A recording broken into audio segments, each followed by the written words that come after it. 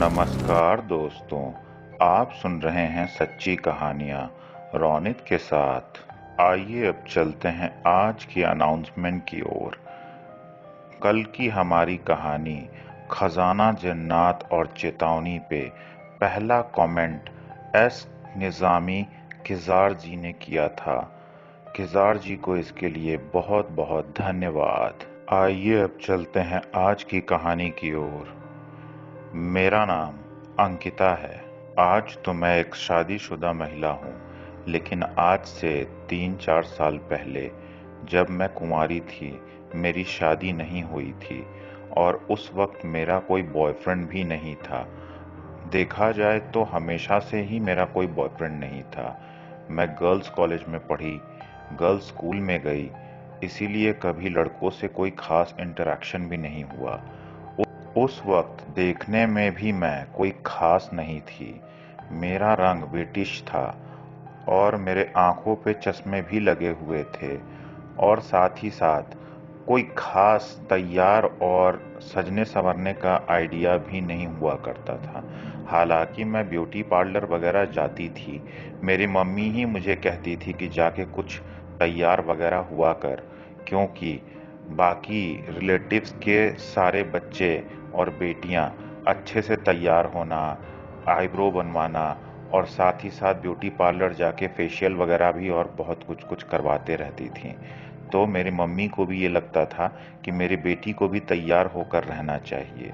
पढ़ने लिखने में मैं अच्छी थी, लेकिन लोग पढ़ने लिखने के अलावा और भी कई सारी चीज़ों में, जैसे रंग रूप और बाकी की चीज़ों में भी कंपटीशन ढूंढ ही लेते हैं। और मेरे रिलेटिव्स को तो किसी भी बहाने से बस कंपटीशन करवाना था और उसमें अपने परिवार वालों को ही अच्छा साबित करना था, और ये चीज़ मेरी माँ को बिल्कुल मंजूर नहीं था।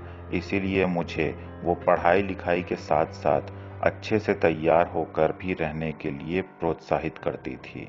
खैर, ये सारी चीज़ें तो ज़िंदगी में चलती ही रहती थीं, लेकिन साथ ही साथ धीरे धीरे जब मैं अपने कॉलेज में अपने रूममेट के साथ रहती थी, तो उसने मुझे ये कहा कि तू अच्छे से तैयार वगैरह होना तो सीख रही है, लेकिन तेरा कोई बॉयफ्रेंड भी तो होना चाहिए।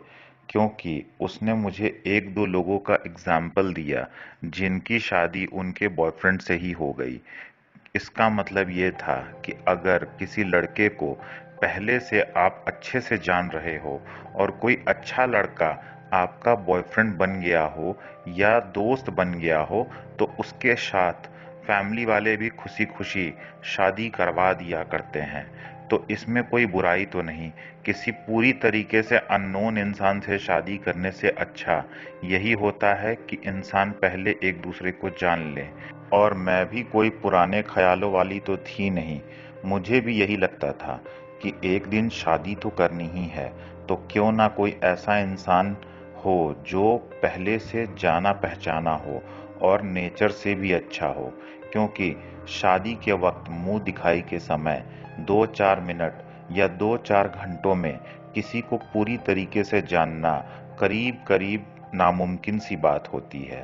और वैसे भी मेरी प्लानिंग ऐसी नहीं थी कि बॉयफ्रेंड बनाना है, खर्च करवाना है या घुमाना फिराना है।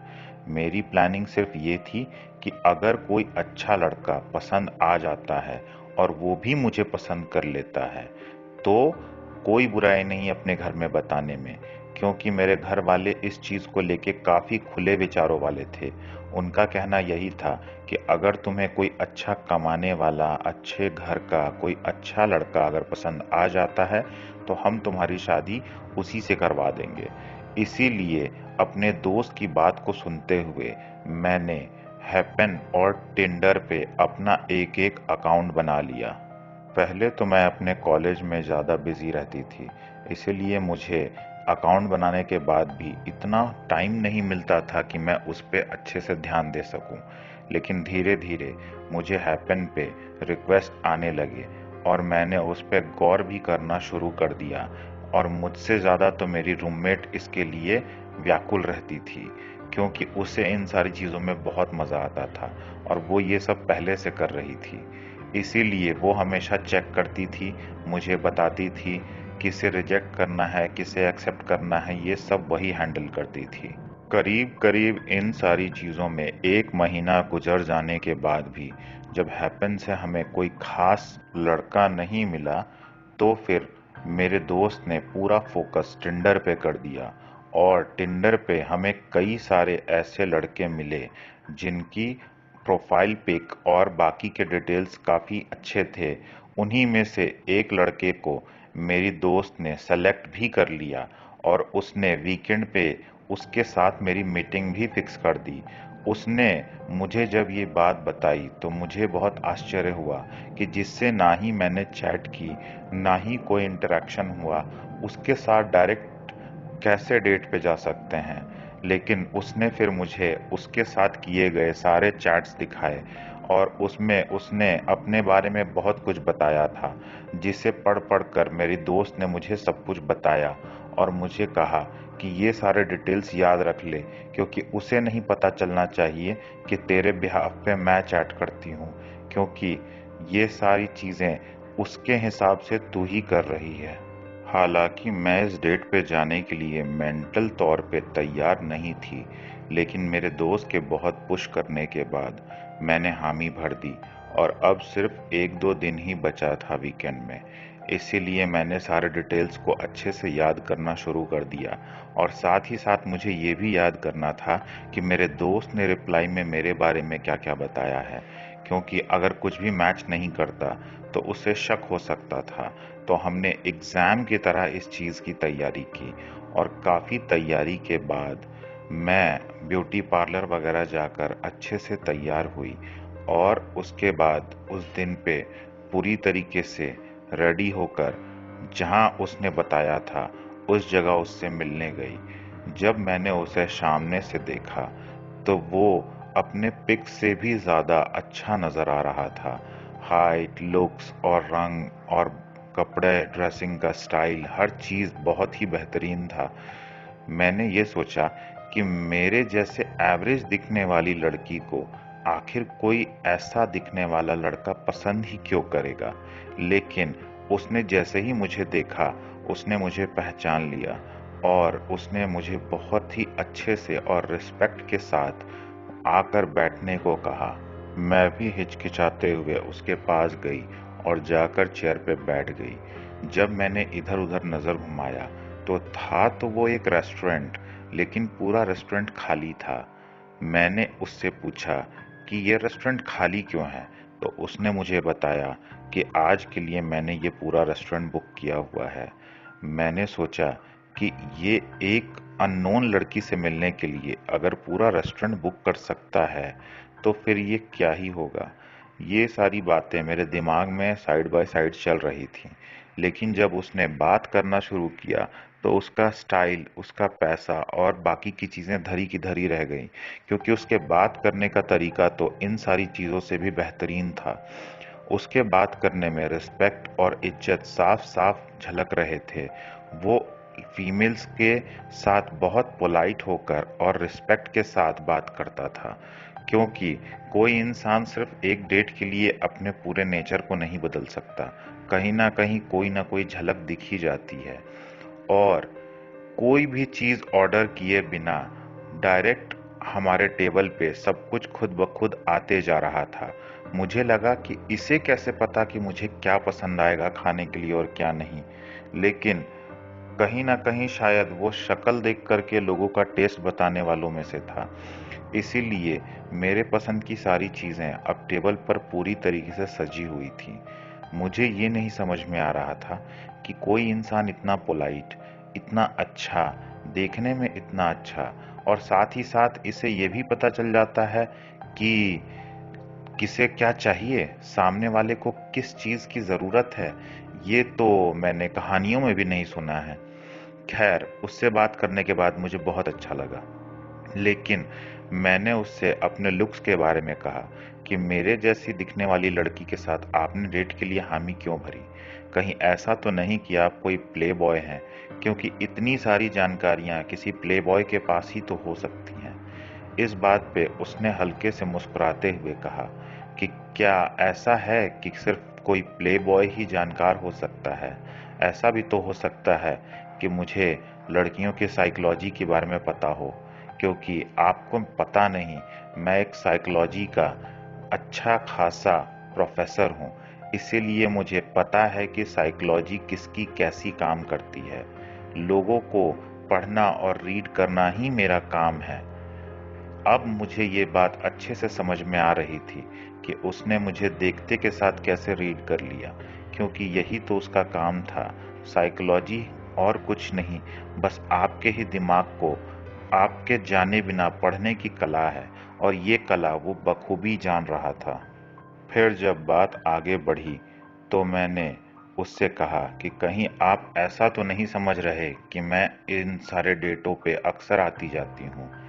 मैंने उसे साफ कर दिया कि ये मेरी पहली डेट है।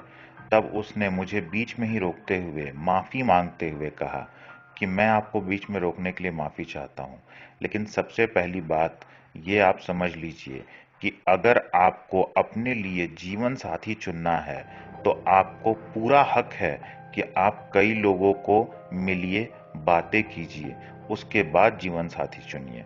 क्योंकि अगर हम लोग एक छोटे से सामान को भी खरीदने जाते हैं तो उसमें कई सारी वैरायटीज देखते हैं। तो ये तो पूरी लाइफ की बात है।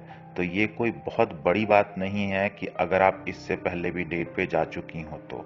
मेरा मानना ये है कि अगर आपको सच में अपने लिए जीवन साथी चुनना है तो आपको भरपूर तरीके से, जब तक आपको खुद में सेटिस्फैक्शन ना हो जाए तब तक अलग अलग लोगों से मिलकर बातें करके उसके बाद ही कुछ फाइनल करना चाहिए। क्योंकि किसी के साथ भी अपने ज़िंदगी का एक साल भी अगर आप रिलेशन में भी बिता देते हैं तो वो एक साल आप वापस नहीं ला सकते। तो किसी के साथ भी रिलेशन में पड़ने से पहले भी आपको अच्छे से जांच पड़ताल कर लेनी चाहिए, क्योंकि बीता हुआ समय वापस नहीं आता। अब उसकी बातें सुन सुनकर मैं तो उसकी फैन ही बनते जा रही थी, लेकिन मैं उसे ये सारी चीज़ें दिखा नहीं सकती थी। हाँ, लेकिन वो साइकोलॉजी और दिमाग को पढ़ने में माहिर था, तो कहीं ना कहीं उसे ये सारी चीज़ें समझ में आ रही थीं।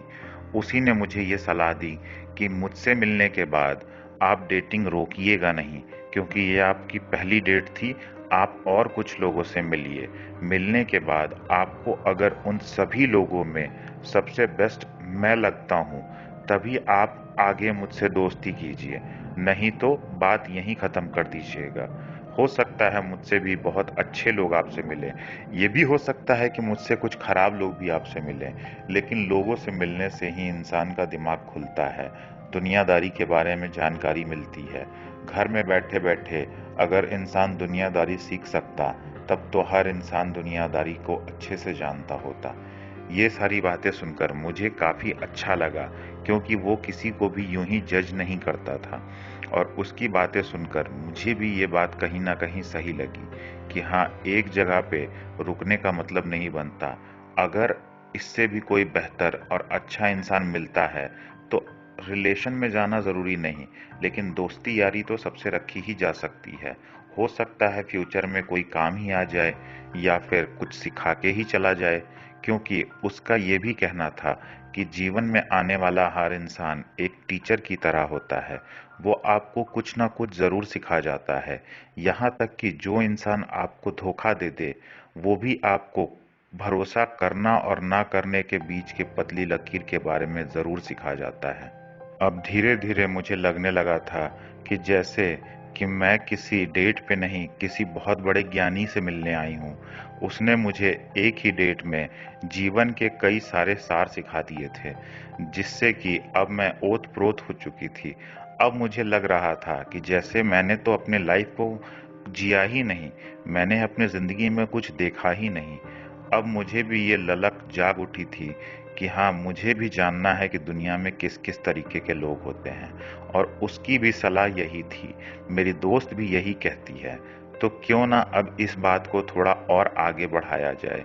मैंने अच्छे से वो डेट खत्म की, अच्छे से हम दोनों ने एक दूसरे को बाय किया, और उस वक़्त नंबर तो उसने मुझे दे दिया, लेकिन मेरा नंबर नहीं मांगा। उसने इस चीज का भी रीजन देते हुए कहा कि अगर मान लीजिए कल को आपको मुझसे बात करने की इच्छा ना हो और मैंने आपको कॉल कर दिया, तो हो सकता है इस चीज से आप इरिटेट हो जाएं। लेकिन अगर आपको कभी इच्छा हुई कि आप मुझसे बात करो और आपके पास मेरा नंबर ना हो, तो इससे भी आप इरिटेट हो जाएंगी। इसीलिए मैं आपको अपना नंबर तो दे रहा हूँ, लेकिन आपका नंबर खुद नहीं रख रहा। इस बात से मैं और ज्यादा इम्प्रेस हो गई। मुझे लगा ये सच में कोई ज्ञानी ही है। उसके बाद मैं वहां से चली गई और मैंने अपने दोस्त को जाके जब ये सारी बातें बताई, तो वो भी उससे बिना मिले ही इम्प्रेस हो चली थी। लेकिन उसने उसके बात को समर्थन देते हुए कहा कि हाँ, तुझे और भी डेट्स पे जाना चाहिए, हो सकता है कोई इससे बड़ा ज्ञानी मिल जाए। मैंने भी हामी भर दी। उसके बाद उसने मेरे लिए और भी डेट्स फाइनल की और कुल मिला के मैं 4 डेट्स पे गई। मतलब मैं इसे 1 2 3 4 के नाम से बताऊंगी। तो जो मैं 1 नंबर के डेट पे गई थी, वो तो ज्ञानी था ही। जो मैं 2 नंबर पे डेट पे गई, वो तो काफी पोलाइट और अच्छा इंसान था। और इन चारों में से किसी को भी मेरे लुक से कोई फर्क नहीं पड़ता था। इवन कि ये सभी बहुत अच्छे से और रिस्पेक्ट के साथ मुझसे बात करते थे, और इनमें से किसी ने भी मेरा नंबर नहीं मांगा। और जो 4 नंबर का था, वो तो लग रहा था जैसे डायरेक्ट स्वर्ग से उतरा हो, क्योंकि देखने में तो वो अच्छा था ही, नेचर से भी वो बहुत अच्छा था। और उसे एक लड़की को किस चीज से बुरा लग सकता है, किस चीज से अच्छा लग सकता है, इन सारी चीजों का अच्छे से ज्ञान था। और वो जो 4 नंबर का लड़का था, वो काफी अच्छे से हर चीज समझने के साथ साथ उसका बिहेवियर भी बहुत अच्छा था, और वो दूसरों को अपने बात समझाने में भी माहिर था। उसने मुझे ये भी समझाया कि आप जो खुद को अच्छा या खूबसूरत नहीं मानती, ये आपका प्रोस्पेक्टिव है। क्या आप जानती हैं कि साउथ अफ्रीका में खूबसूरती का पैमाना इस चीज से नहीं तय होता कि आप गोरे हैं या काले, या फिर इस चीज से भी नहीं तय होता कि आप लंबे हैं या छोटे। वहाँ खूबसूरती के लिए अलग अलग पैमाने हैं। तो आप जिस तरीके का पैमाना अपने लिए सेट करते हैं, वही खूबसूरती होती है। जैसे कि अफ्रीका के एक गांव में किसकी गर्दन कितनी लंबी है, वो पैमाना है खूबसूरती का। और एक गांव में आपका रंग कितना डार्क है, वो पैमाना है खूबसूरती का। और एक गांव में आपके होंठ में क्ले का प्लेट कितना बड़ा लगा है, वो पैमाना है खूबसूरती का। मैंने सोचा इसे तो यहाँ का छोड़िए, अफ्रीका तक के बारे में इतना कुछ पता है, ये तो और भी बड़ा ज्ञानी है। मैं जब भी किसी से मिल रही थी, मुझे कोई भी बेकार इंसान मिल ही नहीं रहा था। सब के सब बहुत पोलाइट, बहुत अच्छे और बहुत नॉलेजेबल मिल रहे थे। और तो और सब के सब अपने काम में वेल सेटल्ड थे, अच्छा कमा रहे थे। मैंने सोचा कि अगर ये लड़के मेरे मम्मी को मिलते, तो मेरी मम्मी तो सीधे मेरी शादी ही इनके साथ करवा देती। अच्छा हुआ कि पहले मैं इन लोगों से मिल रही हूँ। इसी में से कोई अच्छा लड़का देखकर मैं फाइनल कर लूंगी। उसके बाद जब मैंने चारों से अपने रंग रूप के बारे में तो बात की ही थी, उसके बाद उन लोगों ने जो मुझे समझाया, मैंने भी अपने रंग रूप पे ध्यान देना तो छोड़ दिया। लेकिन अब मैं ब्यूटी पार्लर तो जाना नहीं छोड़ सकती थी, क्योंकि उसके लिए मेरी माँ भी मुझे हमेशा बोलती थी, और मेरे रूममेट भी। तो एक बार जब मैं ब्यूटी पार्लर से बाहर निकली, तो मैंने देखा कि मेरा रंग काफी साफ हो गया है। और तो और कुछ दिनों में ही मुझे मेरे चश्मे से दिखना बंद हो गया। मैंने सोचा कि कहीं पावर तो नहीं बढ़ गया, लेकिन जब मैं डॉक्टर के पास गई तो पता चला मेरा चश्मा ही उतर चुका है।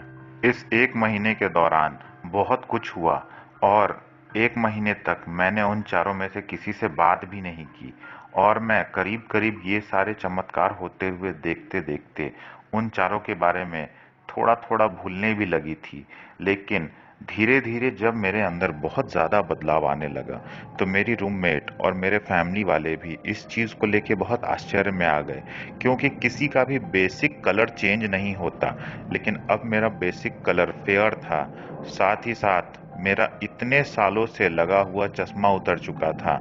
मेरे रंग रूप, बालों में, मेरे स्टाइल में, हर चीज में काफी बदलाव आ चुका था। मैं खुद की बड़ाई नहीं कर रही, लेकिन मैं अब देखने में खुद को ही काफी खूबसूरत लगने लगी थी और दूसरों को भी। ये सारे बदलाव देखते देखते मेरी दोस्त ने ये कहना शुरू कर दिया कि कहीं इन डेट्स पे जाने के वजह से तो तुझ में निखार नहीं आ रहा। मैंने इस चीज को मजाक में लिया, लेकिन कहीं ना कहीं मेरे दिमाग में ये बातें खटकने लगी। मैंने ऑनलाइन भी सर्च किया कि कहीं ज्यादा खुश रहने से रंग रूप में बदलाव तो नहीं आता, लेकिन ऐसा कुछ नहीं था। और मुझे यह बिल्कुल समझ में नहीं आ रहा था कि रंग रूप का बदलाव तो ठीक, लेकिन आंखों से चश्मा हट जाना, ये तो किसी चमत्कार से कम नहीं था। फाइनली मेरे दोस्त के याद दिलाने पे मैंने सोचा उन लोगों से एक बार बात कर ली जाए। मैंने उन चारों को बारी बारी फोन किया और सभी को अलग अलग जगह पे अलग अलग दिनों पे मिलने के लिए बुलाया। इन सभी से वापस से मिलने के बाद मैं और भी ज्यादा इम्प्रेस हो गई, क्योंकि उन लोगों ने मेरे शक्ल और सूरत में आए हुए चेंजेस को नोटिस तो किया, लेकिन इस चीज को बहुत ज्यादा मुद्दा नहीं बनाया, क्योंकि पहले भी उन्हें मेरे रंग रूप से कोई खास मतलब नहीं था। उन्हें मेरे सोच, समझदारी और अंदरूनी खूबसूरती से मतलब था, और आज भी वो लोग वैसे ही हैं। इसका मतलब उन्हें इससे कोई खास फर्क नहीं पड़ता था, और ये एक अच्छे इंसान की पहचान है। खैर, इस दौरान सबसे मिलना जुलना यूं ही चलता रहा और सबसे बात करके मुझे काफी अच्छा भी लगता था। और तो और मेरे कई सारे प्रॉब्लम्स, डाउट्स और भी कई सारी परेशानियों को ये लोग सॉल्व भी कर देते थे। ये लोग बॉयफ्रेंड बने या नहीं बने, ये तो मुझे समझ में नहीं आ रहा था, लेकिन हम सभी बहुत अच्छे दोस्त बन चुके थे, ये हमें अच्छे से समझ में आ रहा था। धीरे धीरे ये सारी चीजें चलती रहीं और मुझ में भी बदलाव आते रहा। अब धीरे धीरे मेरे में कॉन्फिडेंस भी ज़्यादा हो चुका था और अब मैं लोगों से बहुत ज़्यादा कॉन्फिडेंस के साथ बात करती थी। इससे बाकी लोगों को तो कोई खास दिक्कत नहीं थी, लेकिन मेरे रिलेटिव्स को काफ़ी तकलीफ हो रही थी, क्योंकि मेरे रंग रूप में बदलाव और साथ ही साथ मेरे बोलने चालने के तरीके में बदलाव देखकर उन्हें शायद ये सारी चीज़ें पसंद नहीं आ रही थी। जैसा कि आम तौर पे होता ही है कि आपके रिलेटिव्स ही आपसे चिढ़ने लगते हैं अगर आप आगे बढ़ते हैं तो। मेरे नंबर भी काफ़ी अच्छे आ रहे थे और एक अच्छी कंपनी में मेरा सिलेक्शन भी हो गया। ये सारी चीज़ें देखकर मेरे रिलेटिव्स इतने ज़्यादा चिढ़ने लगे कि उन्होंने ये तक कहना शुरू कर दिया कि इन लोगों ने ज़रूर कोई तंत्र मंत्र या कुछ और करवाया है, जिसके वजह से इनका इतना ज़्यादा बरकत हो रहा है। इस चीज़ से मेरे घर वालों को भी अब प्रॉब्लम होने लगा था, क्योंकि सच में कुछ चीज़ें तो अलौकिक थीं, नॉर्मल बिल्कुल नहीं थीं।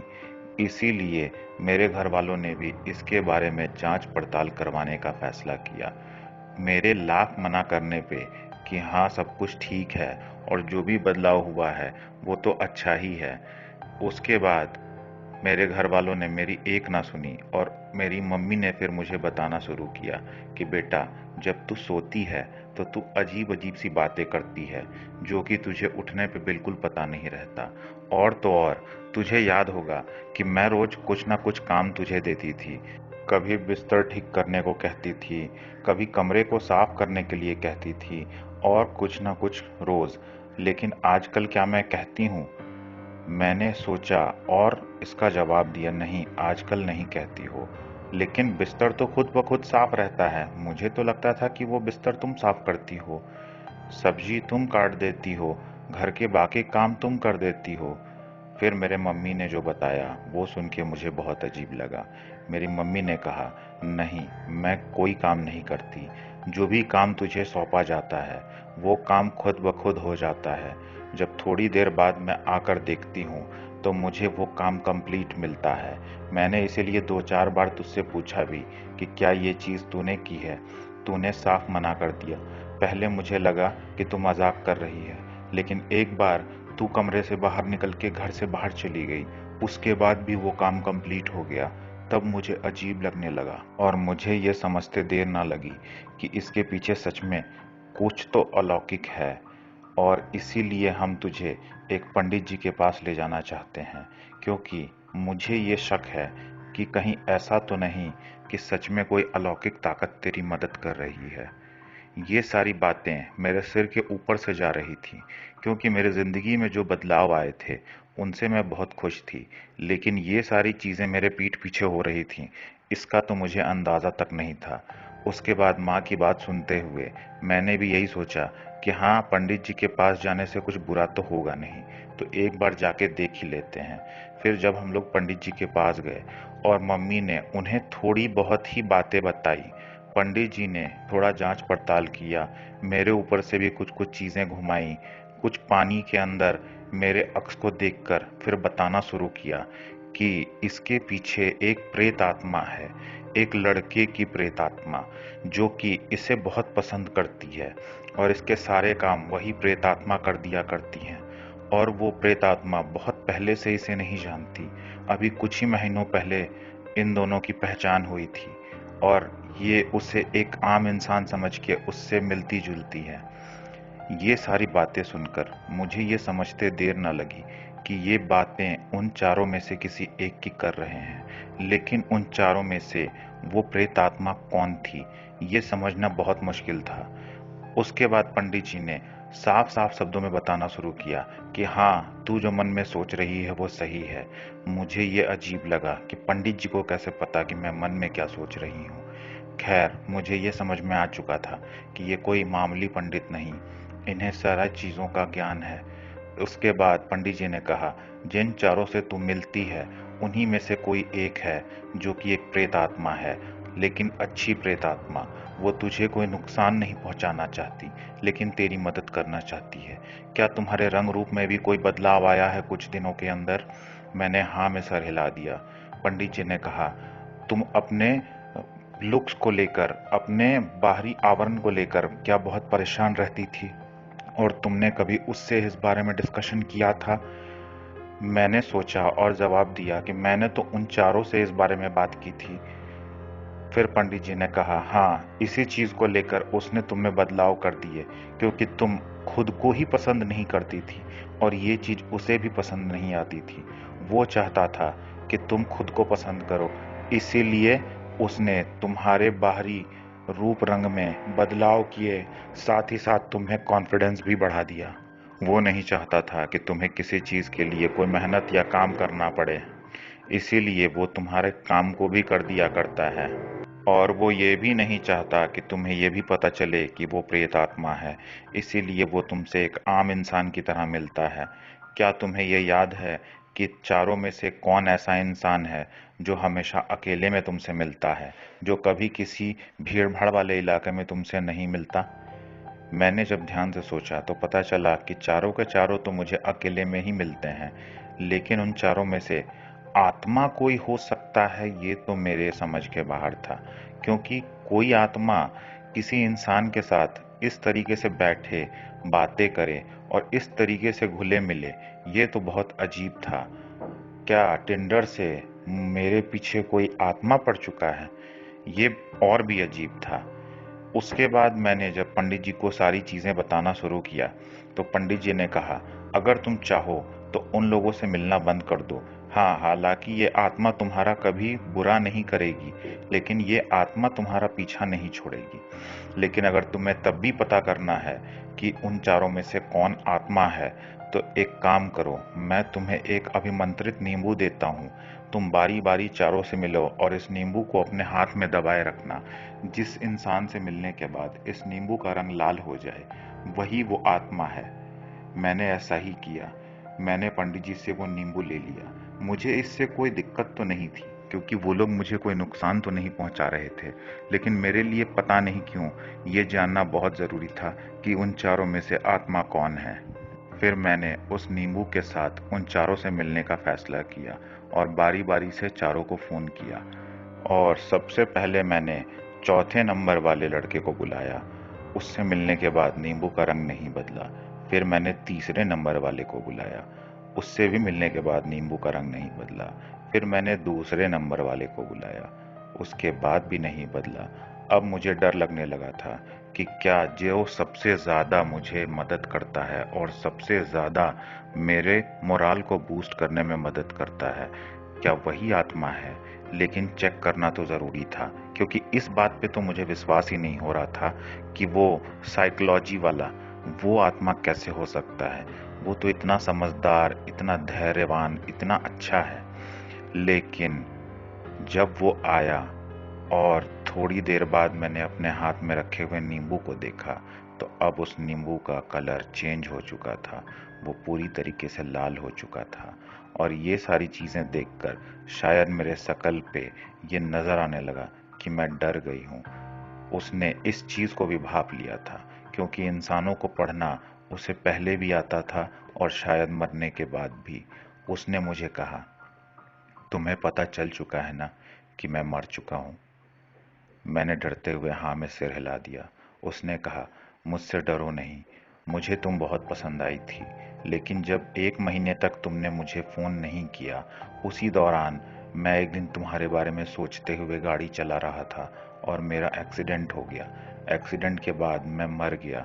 डॉक्टर मुझे बचा नहीं पाए, लेकिन मरने के बाद भी मेरा तुमसे लगाव कम नहीं हुआ, क्योंकि मैं तुम्हारे ही बारे में हमेशा सोचता था और मरते वक्त भी मैं तुम्हारे ही बारे में सोच रहा था। मैं तुम्हारे इर्द गिर्द तो रहने लगा, लेकिन तुम्हारे सामने नहीं आता था। लेकिन जब तुमने 1 महीने बाद मुझे फ़ोन किया, तो मैं तुरंत तुमसे नॉर्मल तरीके से मिलने चला आया। और मुझे तुमसे मिलके ये साफ साफ समझ में आ चुका था कि अगर मैंने बता दिया कि मैं एक आत्मा हूँ तो तुम डर जाओगी। इसीलिए मैंने तुम्हें कुछ नहीं बताया। खैर, ये हमेशा याद रखना कि मैं तुम्हें कभी कोई नुकसान नहीं पहुंचाऊंगा। और तो और, अगर तुम्हें ये लगता है कि मैं तुम्हारा साथ छोड़ दूं, तुम्हारा पीछा छोड़ दूं, तुम्हें मुझसे कोई तकलीफ है, तो तुम एक बार कह देना, मैं हमेशा हमेशा के लिए चला जाऊंगा। मैं ये सब सुन रही थी, लेकिन मैं कुछ कह नहीं पाई। उसके थोड़ी देर बाद वो वहां से गायब हो गया और मैंने कुछ नहीं कहा। मैं थोड़ा सा हकबका गई, लेकिन वहां से धीरे से उठकर चल पड़ी। मैंने कुछ नहीं कहा, ना ही मैंने पीछे पलट कर देखा। शायद आज भी वो मेरे साथ है और आज भी मेरी मदद करता है, क्योंकि आज भी मुझे जिस भी चीज़ की ज़रूरत होती है वो अपने आप मिल जाता है।